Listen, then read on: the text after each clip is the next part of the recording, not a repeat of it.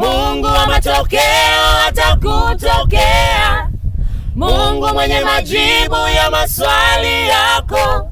Mungu wa matokeo atakutokea. Mungu mwenye majibu ya maswali yako. Bwana Yesu asifiwe. Mbele yenu ni waimbaji wa Carmel Gospel Singers hapa makao makuu Dodoma kwa Bishop Dr. Evans Lucas Chande. Tunakukaribisha sana kwenye ibada zetu hapa. Mungu wa matokeo atakutokea.